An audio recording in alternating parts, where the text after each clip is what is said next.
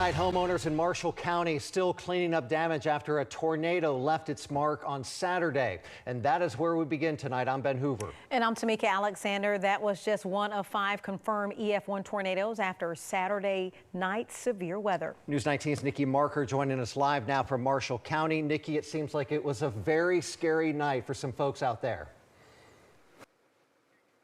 That's exactly right, Ben, as it was for a lot of people here in North Alabama. Now, right now, I'm in Arab, and I had the opportunity to speak with 2 residents who recalled the terrifying moments when that tornado hit their home Saturday night. But they say they're glad that the damage was minor.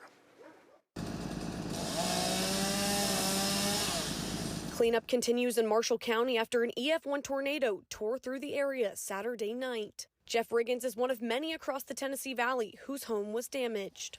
When I looked out the back door, I saw limbs, and there's no trees in the back. So the tree in the front of the house split off, and it was hanging all the way across the house, and I could see the limbs out the back door. A large oak tree in the front yard fell on top of his home and also caused roof damage to his barn in the back.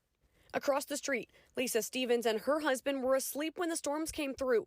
They were woken up by their weather radio, notifying them of the tornado warning. She says they immediately got up to head to their storm shelter, but it just wasn't enough time.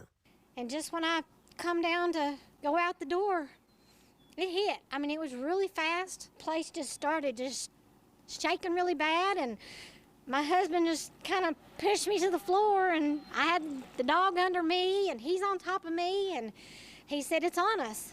She recalls the horrifying moment. He says he heard whistling. I'm calling for Jesus. The roof had blown across their yard, landing on Riggins' property over 100 yards away. We realized sometime during the night that our roof was across the road, and so we just got our tractor and went down there and drug that up here. While both families clean up the damage, more than anything, they're grateful they weren't hurt.